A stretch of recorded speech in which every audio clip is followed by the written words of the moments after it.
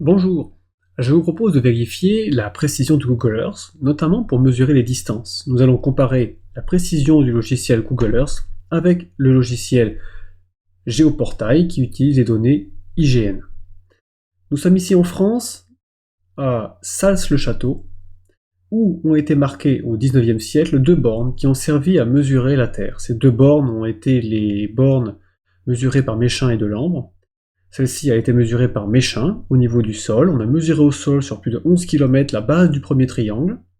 Et la distance est consignée dans un livre qui s'appelle Base du système métrique et décimal, qu'on peut retrouver sur Gallica à la page 93. Cette distance est de 11 706 mètres et 17 cm. 11 706 mètres et 17 cm, c'est ce qui a été donné comme mesure entre ces deux bornes.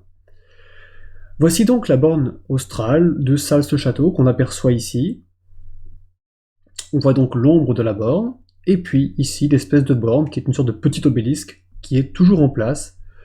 Et nous allons mesurer la distance entre cette borne et la borne qui se trouve donc à Perpignan. Donc je pose mon curseur au centre de cette borne, et je vais jusqu'à la borne australe de Perpignan, qui se trouve donc un peu plus de 11 km au sud. Cette borne australe est toujours en place. Comme vous allez le voir, on l'aperçoit bien ici sur le bord de la route. La voici. Et nous regardons la distance jusqu'au centre. Nous avons 11 706 mètres et 12 cm. Voilà, la mesure que je trouve à l'instant. La mesure donnée officiellement dans le livre, c'est 11 706 et 17 cm. Autrement dit, si je me plaçais exactement à la bonne distance, on y est à peu près. Ça veut dire que là, sur Google Earth, on peut vérifier la distance entre ces deux bornes avec une précision de quelques centimètres près. Il faut avouer que c'est quand même précis. Allons voir maintenant ce qu'on obtient avec GeoPortail.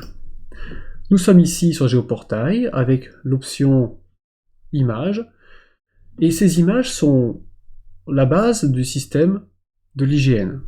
Or, regardons ici, la borne est ici, nous allons mesurer la distance, on peut aussi le faire. Mesurer une distance. Je pose donc mon point sur la borne qu'on aperçoit ici, hop, et je vais me rendre sur la borne australe qui se trouve beaucoup plus au nord, un peu plus de 11 km, à l'entrée de Sals-le-Château. Voilà, près de ce rond-point. On y arrive.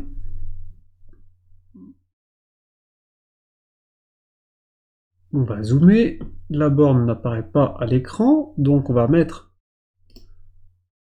les photographies aériennes. Hop. Alors, la voici.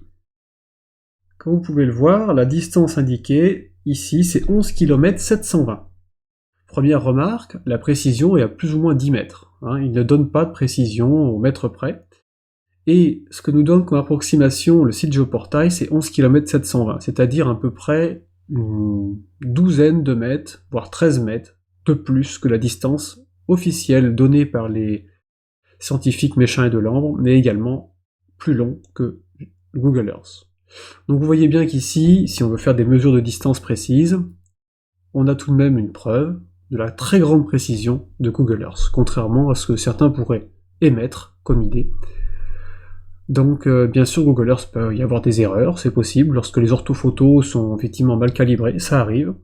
On peut le détecter en remontant un peu dans le temps pour voir, et puis il y a parfois des traces visibles, c'est-à-dire qu'on voit des bâtiments qui se chevauchent de manière pas normale. Donc ça on peut le détecter quand on regarde les photos sur Google Earth.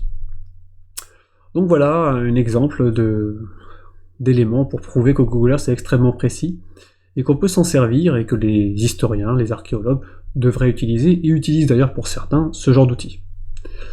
Voilà, je vous souhaite une bonne journée et de bonnes recherches avec Google Earth.